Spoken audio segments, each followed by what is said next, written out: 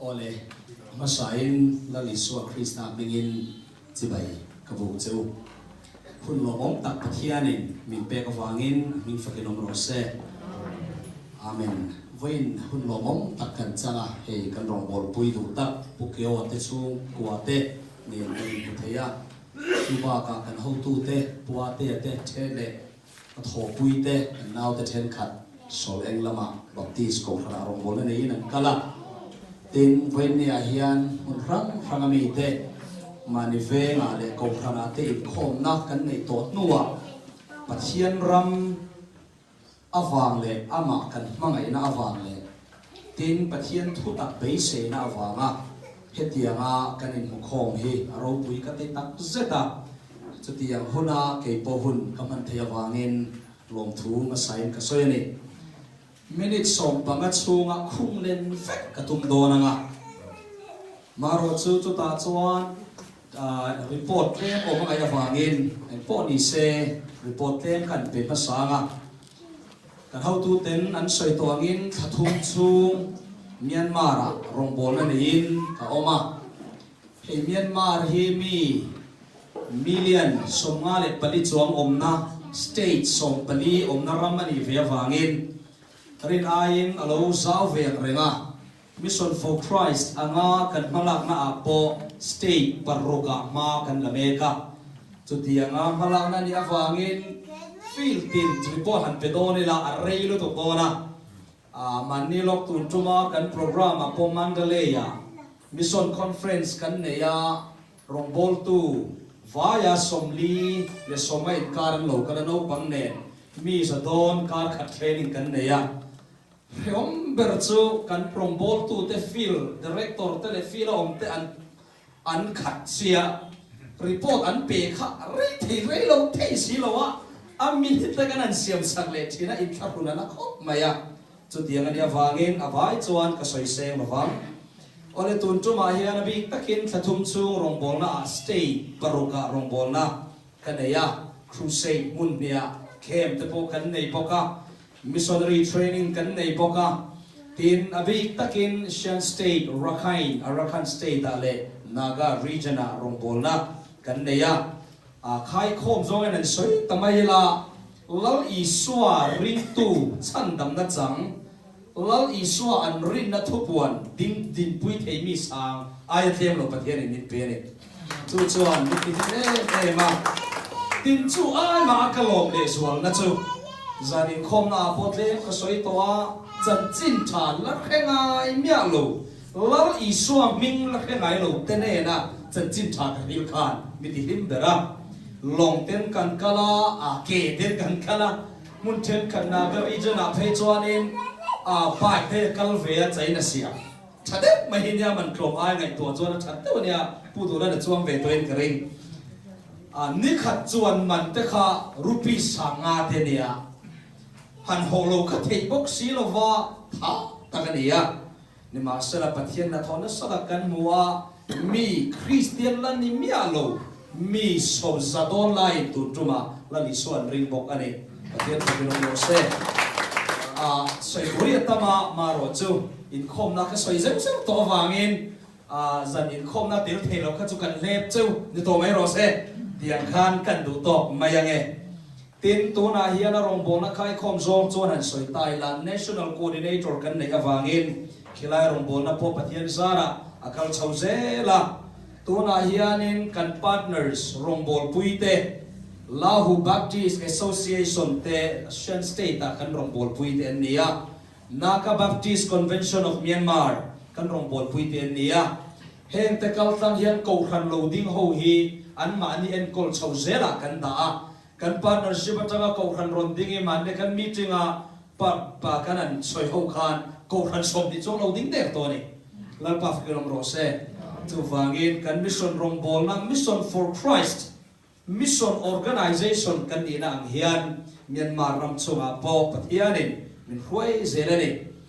tin kan soi thoi so thowanga asa hi North East director hi pikoni zo ania ama ai o in han soi sok kadua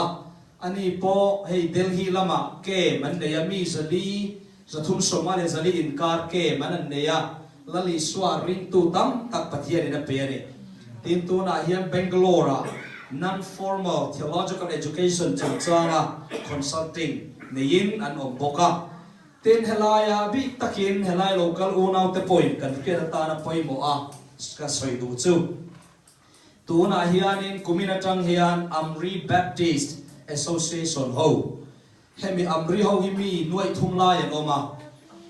chuan Christian hi an tlem em a sang pon da thing lova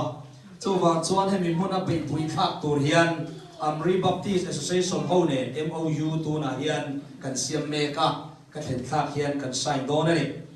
ten tin United Garo Baptist Association ho ne hemi mekalaya le ekar hemi asam ramri mi te ne hian a partnership thu thum kan sia don boka chu po chu ka ho huna sign tur ani ya chung te chu voi ni a hen kan phet tlan ka duwa ko ran lo to na huna then khata partnership in kan kala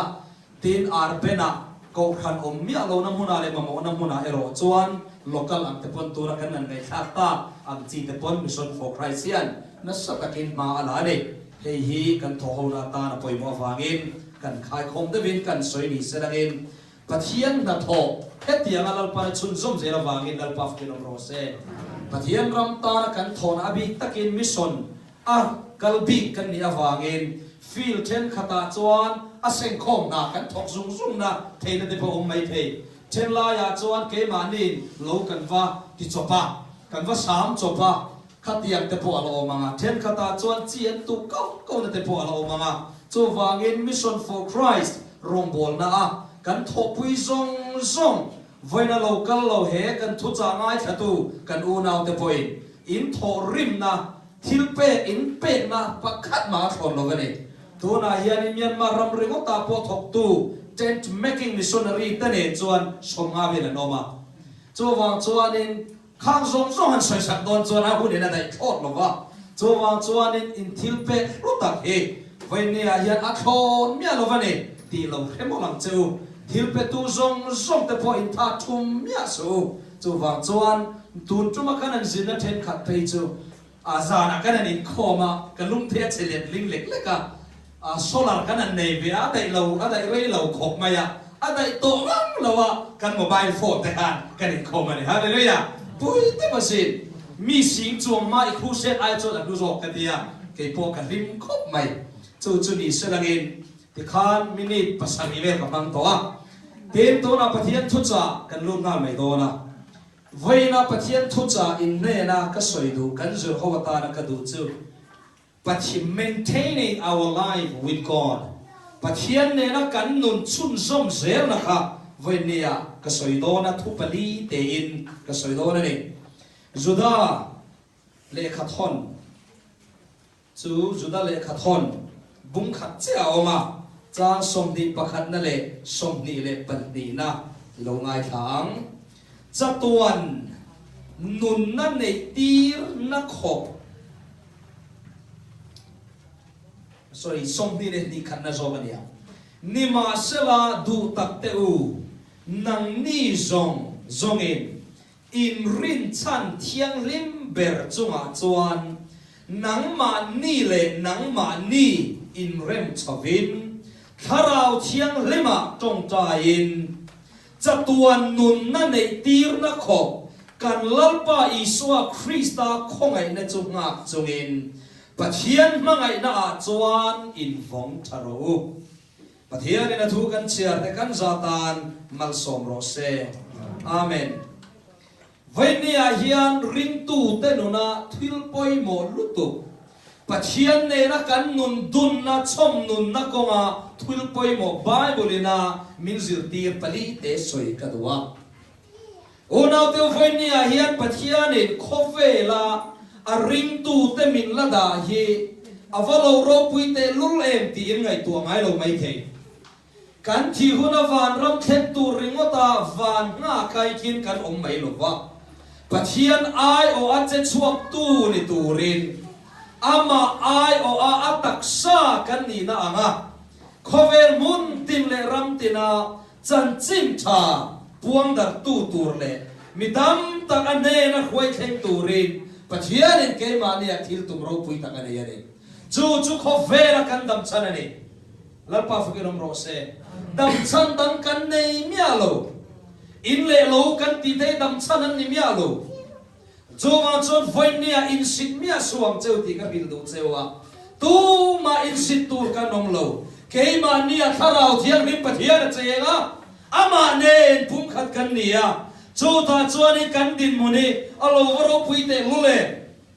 helai tu na kan an chiar ta pathian thua kan en chuan you beloved building yourselves up in your most holy faith apakana ring tu te kan nu na ta poi mo em chu he thiang lim ber rin na atiani chu thiang lim ber rin na ma ni in rem chau tur kan ne we have to build up ourselves on the most holy faith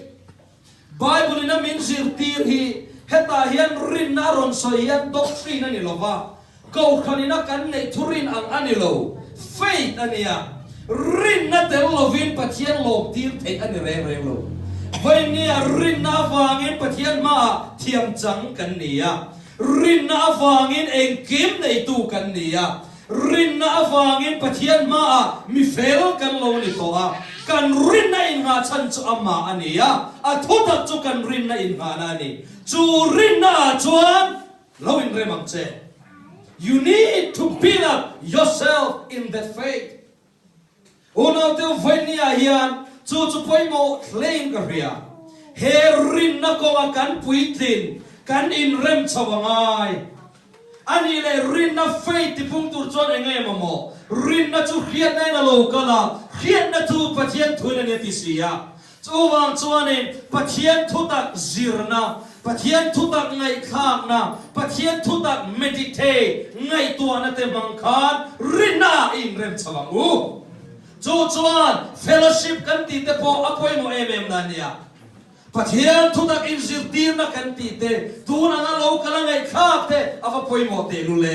nule pa te u helaya kan fa te po rina kan in dim kan in rem chawem Karo pui ka ti chu most holy and tikherani chu hallelujah rin na hi bible chuan thiang him berati ni la pa fikrong ro se soi thui ka cha khop mai apani na praying in the holy spirit karau thiang hima tong tai ro ti ni sa khomi te chuan an tong tai an cham teu Christian te ai ma in sa khorang te yan an tong tai sok ma na nima sala Christian te dang lam na chu Karau thiang lim atong tai the kan ni achan chu karau thiang lim pathian chu kan chunga che na wangin kan ngai tua na lo khat to karau thiang lim ani ya kan tu zong tho thunun to karau thiang lim pathian ani anga ka poisa ka ti keima ta lom kan ti velo min ta tu karau thiang lim pathian ani to hallelujah Jova chon unal te adot le apanina you must pray in the Holy Spirit. Karau thiang dema chon tong tai ro. Ti sa deva tong tai thei lu tu. Ti sa na be chiam na chon midanga be lo ho imusita. He. Ti sa tong tai ho chon a tong tai lo an he hal cha. Mani thok bera kan ngaya. Midang te thok ve lo wa kan ngaya. Chu ti sa ta chua ga ni. Karava yomangu karau chulan pamin pero kan tiangai lo lani soring to chanchin thawangin karau thiang lim pekin kadom to cho karau thiang lim thunai na noya itlurut mayangu hallelujah avan ro puite lule karau thiang lim atong tayang che cho wa chon tong tai ne te pohi tai tong tai ve ni go cham kol re go da ni lo cho wa chon dot le a chon karau thiang lim atong tai na Avaro puite lule mania motor khalte mania kalte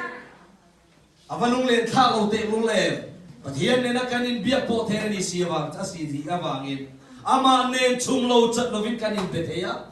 hunrem chang kan nei chon afal te tang ate kan kalang athalu tu arem chang chon bia ina te kan kalang arem thei reng lawani point thuchung te point Pathian ne na chunglo chatlova tharau thiang lim zara khatianga pathian ne na in biak pona tong ta na nun hi avan lo poimo te lule apathum na keeping ourselves in God's love pathian mangai na kanum reng tu na niya hallelujah pathian mangai na reng na ni unaw te voin niya chu chu pathian ne na kan nunin thun zom na tak alo niya Bible pathian thu chuan pathian mangai na chuan lo in vong tharot le halani chu in rem matia pakhat na le chuan kan Bible mi zo tong kan mi tan tong a chuan in vong tharo achang chuan in tu lai Christian te kan thachia ka ti mani in vong turi pathian lam te volunteer kan tuma mani na kan pai turi pathian ni pai tir ta kan tuma when nia hian kan van poimo te lule pathian ni ral khara tanga chai chian re lo ring tu kan ni chon ke ma nia pathian om to zo ka ne lalpa ke ma u ma vai ka valom em tharau thiam in pathian mi chen chena wangin ka valom em ka ngai tu nei nang ma ta ve ka taksa phoi ta ni lalpa chu tiang mai khalom Christian nun chu ti ve vo a engema supernatural deva tia local thaswai tu rang hian lo be se re so khatiang be sei luat na wangin aping apanga kan kala master zir to chin po miang longa an chua pa karil ru ana thin kharau thiang limi pathian nei hallelujah kharau thiang limi thil ti thei emo engamo power ron khom mai ani lo kharau thiang limi zangu kharau thiang lim pathian ani kharau thiang lim chumin nei tu ber tu ani nu pui pasal nei chon kan khave kan ni lo me nu pui pasal nei chon kan in nei ton na kan khen na awangin soi tam ngai lo rin om na lo kal mai ni lo me kharau thiang lim min nei ton i khe hai khe mai yang u he thudaka rin na hian i omang u cho kharau thiang lim khoi hian i tong ta ila cho kharau thiang lim zara pathian mangai na yom reng mai yang u pathian chu mangai na ni si a huat na om ve thei lo pusit na om ve thei lo cho ni kharau mi ni na te chu so bangin unaw tu venia he tu tak indena ka soi dia bangin kaloma ato beratan apalina looking for the mercy of our Lord Jesus Christ lali suwa Krista pathian khongai na chu nga rem chungin pathian khongai na ring tu te kan nun nuk puyani ni tinama khongai da wanganung kan ni so chapo tur kan ni re lo Timothy le katon pakana pungkat chang som le palina chot hian tiani ten kan lalpa khongai na chu rin na le I Krista I suam mangai na nasatakin alang ta tiani aliam ta tiani chu pathian khongai na chu liam zoi lalpan min pe cho khongai na chuan rin na hian I omang u vein ni hanu nau teu he thil pali keima ni chu rin na he rin na thiang lim berina in rem chavin kharau thiang lim atong tai ringin chumlo chatlawa tong tai tur te min zir tir ni long ni kan ngai tu na zong amana nei veka kan nun zong ne ten ke ni pathian mangai na ma ni chuin dai chu ta chuan omila ten khongai na pathian khongai na chu ngak chungin chu khongai na tho ro pui takawanga ni tin ne tu ni na kan ding se do na ni ritu tenun chu unaw te o kuddo nu na ni re lo ritu tenun chu ne na nu na ni ne tumin kan pe ani lo he tu taka kan om mai na le ama ne na pum khala kan om mai na awangin swalla ka ne na kan ne ya hallelujah kan na pia ne na kan ne ya dam lo ten tun tuma hi ta thum rong bo na apo suni na dai lo ka soi sen to lo dam lo ti ngai na om lo ke kal thei to lo te lali so zara kharau chelim khoi na an changa an tama he thu tak awangin minute som thum som ni chung chunga chan chin tha an ngai ringot poin an nu na tui ral zo ta a chotian khopana thok tu tharau thiang lim pathian ani cho chu keima nia omani cho tharau thiang lim zara chuan ne tu kan ni he thil pali pathian kan in zom na kan nun som chau ze na chung changa he thu pali voinia hian ki bong khatam u pathian na thu kan za tan mal som ro se amen